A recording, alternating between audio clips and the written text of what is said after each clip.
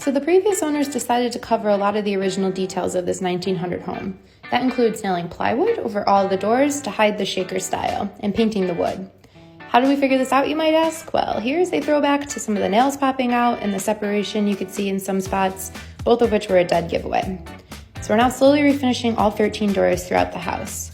Some of them were painted underneath, so Citrus Strip is now our favorite product. And yes, I've since been wearing gloves despite being incredibly careful with this one. I highly recommend covering the Citrus Strip with plastic wrap and letting it sit for 24 hours. The paint comes up so easily after that.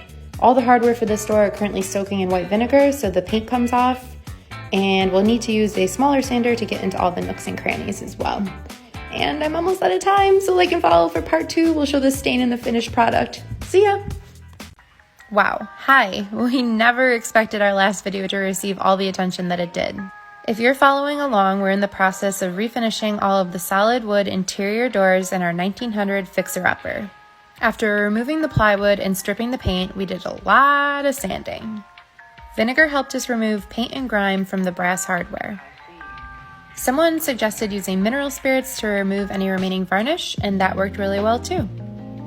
We love where things are going, but we're also incredibly indecisive about which shade of stain to use. We're hoping to make up our minds and finish things up this week. Our downstairs hardwoods are darker, and we do have one unpainted pocket door that we'd like to match. But our upstairs floors are much lighter. We'll eventually refinish all the floors in the house, which makes this stain decision less intimidating. A lot of you have left really helpful comments so far, so let us know which shade you prefer. See you soon! Welcome to the third and final part of our door restoration project. It took some time, but we finally finished the first of many original interior doors in our 1900 home, and we're excited to show you. Thank you for all of your comments on the last video helping us select the stain color. We did end up finding quite a few imperfections in the wood, so we went with a darker stain in order to hide those.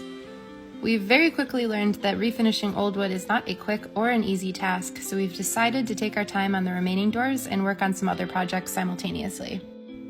This door is one of the very first things you see when you enter our house, and we love how it stands out next to the lighter walls.